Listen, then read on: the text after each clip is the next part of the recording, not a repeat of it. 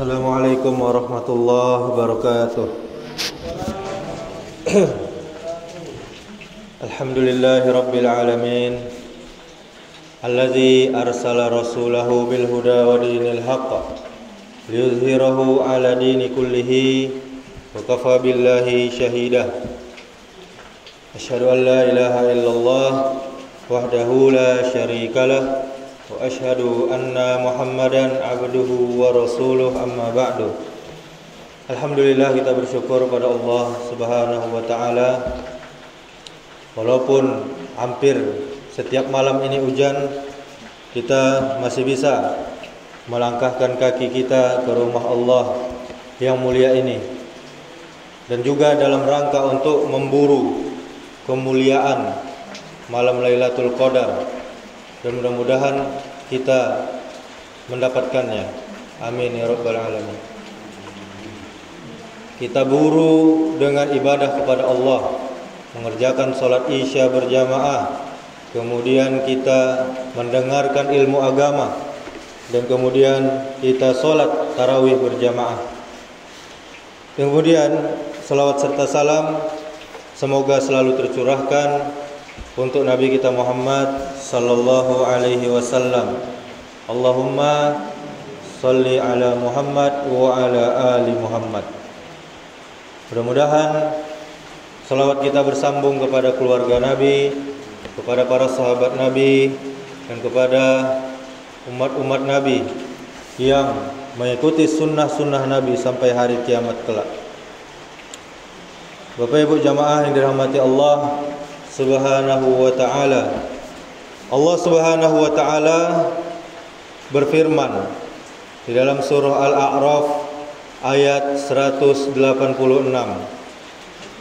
A'udzu billahi minasyaitonir rajim.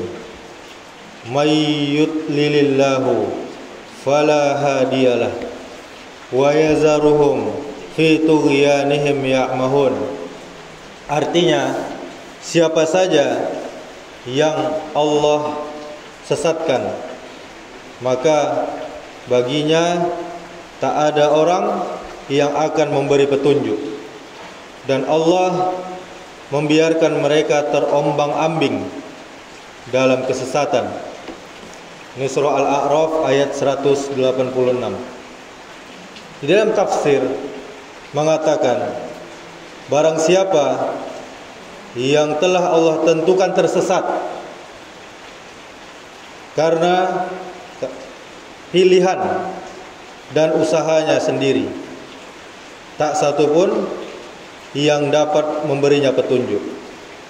Di dalam kesesatan itu, Allah Subhanahu wa ta'ala membiarkan mereka terombang-ambing dan tidak mendapatkan jalan kebenaran.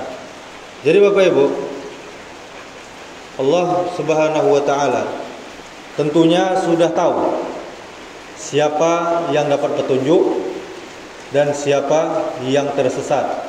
Dan itu semua juga sudah Allah tulis di kitabnya, di Lauhil Mahfuz namanya. Dan selain itu, kalau memang sudah, terus kenapa kita ibadah? Terus kenapa kita capek-capek beribadah? Tentunya Allah Subhanahu wa ta'ala menciptakan surga dan neraka. Juga Allah sudah tahu siapa penghuninya, penghuni surga siapa, penghuni neraka siapa, Allah sudah tahu. Tetapi Allah Subhanahu wa ta'ala, kalau di dunia, kalau kita ibaratkan dunia perfilman, Allah pembuat skenario, dan Allah lah sutradaranya. Allah yang mengatur, dan Allah tunjukkan kawat jalan, dua jalan, jalan petunjuk dan jalan kesesatan. Dan setelahnya kita disuruh untuk memilih. Kok niyo kasarugo kok jalannya, kok niyo kanarako kok jalannya. Dan itu adalah pilihan awak masing-masing. Dan tentu pilihan awak pun Allah sudah mengetahuinya. Dan juga mengenai hal ini di dalam tafsir Kementerian Agama Surah Al-A'raf ayat 186 mengulas tentang orang-orang yang sesat dan tidak mendapat petunjuk dari Allah. Ada sebabnya. Apa sebabnya? Sebabnya adalah kelengahan dari menahan godaan setan serta tidak menahan hawa nafsunya, sehingga jiwa yang suci, jiwa yang fitrah tidak lagi menanggapi peringatan-peringatan dari isi Al-Quran. Kemudian Allah Subhanahu wa taala menegaskan di dalam ayat ini bahwa orang-orang yang disesatkan oleh Allah tidak ada baginya yang memberi petunjuk, siapapun, bahkan Nabi pun tidak bisa memberikannya petunjuk. Contohnya Nabi kita Muhammad sallallahu alaihi wasallam. Siapa yang tidak dapat dia beri petunjuk? Yaitu pamannya Abi Thalib. Abu Thalib meninggal dalam keadaan agama nenek moyangnya, tidak sempat mengucapkan 2 kalimat syahadat. Itu menunjukkan Nabi pun tidak bisa memberikan petunjuk. Hanya Allah lah yang dapat memberikan petunjuk. Kemudian kehilangan potensi untuk menerima petunjuk itu disebabkan karena diri kita lengah dan kita tidak memelihara diri kita dari pengaruh hawa nafsu dan juga bisikan-bisikan setan. Karena tidak adanya potensi itu, maka jiwa kita tidak menanggapi isi Al-Quran sewaktu ada orang yang menyampaikannya kepada kita. Bahkan bisa jadi orang tersebut mengadakan reaksi yang negatif. Maksudnya adalah malah menolak, dinasihati menolak, dinasihati bangih berang, dan tidak menerima isi dari Al-Quran tersebut. Meskipun sebagaimana kita katakan tadi, Rasul yang datang membawa Al-Quran itu kepadanya mempunyai akhlak yang mulia. Manusia yang paling mulia akhlaknya di muka bumi ini adalah Rasulullah sallallahu alaihi wasallam. Tetap saja kafir Quraisy banyak yang benci. Dan orang yang paling sempurna akalnya adalah Nabi kita Muhammad sallallahu alaihi wasallam. Tetapi karena mereka kaum-kaum kafir Quraisy itu telah kehilangan kesediaan itu, maka Al-Quran pun tetap tidak berpengaruh pada jiwa orang-orang yang telah Allah sesatkan tersebut. Jiwanya telah gelap dan tidak menerima ajaran Al-Quran. Karena itu tidak ada nur, tidak ada petunjuk, tidak ada cahaya untuk orang-orang yang telah Allah sesatkan tersebut. Hatinya gelap, bertambah gelap. Apa akibatnya? Akibatnya adalah perbuatan yang mungkar serta kezaliman yang melampaui batas. Keraguan semakin mencekam hati manusia yang demikian, dan akhirnya sulitlah baginya untuk memperoleh jalan keluar atau petunjuk dari kesesatan yang telah dialami. Allah Subhanahu wa taala berfirman di surah Al-Mutaffifin ayat 14, "Kalla bal rana ala qulubihim ma kanu yaksibun." Kata Allah sekali-kali tidak. Bahkan apa yang mereka kerjakan itu telah menutupi hati mereka. Sejatinya Bapak Ibu, Allah memang menutup hati mereka, tapi ada sebabnya. Bukan karena suku hati Allah aja menutup hati mereka, tapi ada sebabnya. Sebabnya adalah tadi karena perbuatan mereka sendiri. Dan juga setiap perbuatan yang jahat itu akan menambah gelap hati manusia. Hati yang gelap menimbulkan perbuatan-perbuatan yang jahat kembali. Kemudian demikianlah akhirnya manusia yang sesat itu inyoba puta-puta dalam lingkaran kesesatan. Mereka bergelimang dalam lumpur dosa dan kesesatan. Perlu kita ketahui Bapak Ibu, Siapa yang telah pernah pergi haji atau umrah, tentu di situ akan mencium Hajar Aswad. Hajar Aswad itu adalah batu yang dulunya putih. Itu batu dari surga. Namun kini sudah menjadi hitam legam. Karena apa? Karena dosa-dosa manusia yang telah mencium Hajar Aswad tersebut. Dan juga Bapak Ibu jamaah yang dirahmati Allah Subhanahu wa taala, hidayah itu diperoleh bukan karena kecerdasan seseorang. Kalau kecerdasan berbanding lurus dengan hidayah, maka orang-orang cerdas adalah orang-orang Eropa, orang-orang Jepang yang mereka sangat pintar. Namun tentunya mereka tidak mendapat hidayah dari Allah Subhanahu wa taala, dan mereka yang memiliki kecerdasan yang luar biasa itu, sebagian dari mereka malah menyembah patung, berhala. Bahkan orang Jepang apa yang dia sembah? Matahari. Bahkan ada yang menyembah nabi dan menyembah batu. Mereka semua menyembah berhala. Dan itulah maksudnya kecerdasan tidak berbanding lurus dengan hidayah dari Allah Subhanahu wa taala. Dan siapa yang diberi hidayah oleh Allah, tidak akan ada yang bisa menyesatkan manusia tersebut.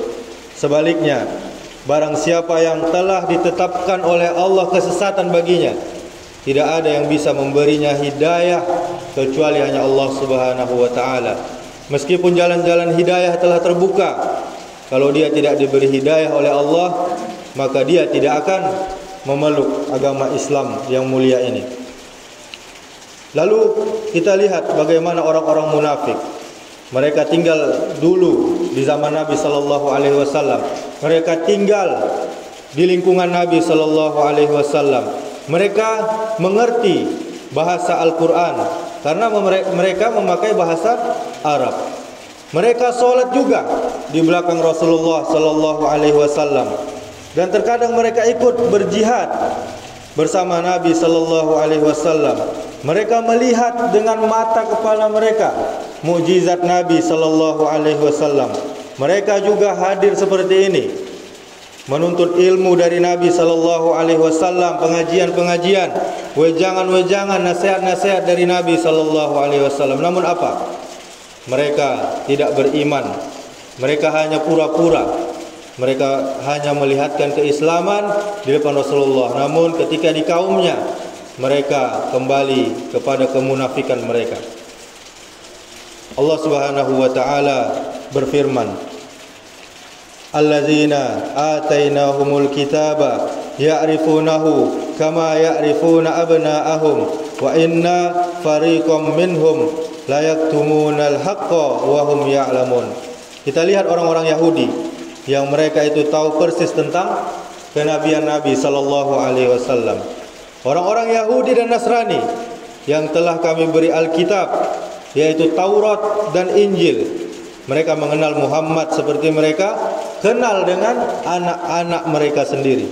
Dan sesungguhnya sebagian di antara mereka menyembunyikan kebenaran, padahal mereka tahu. Ini surah Al-Baqarah ayat 146. Bapak Ibu jamaah yang dirahmati Allah Subhanahu wa taala, pengetahuan orang Yahudi, orang Nasrani tentang Nabi sallallahu alaihi wasallam itu sebenarnya adalah pengetahuan yang jelas, tapi mereka tutup-tutupi.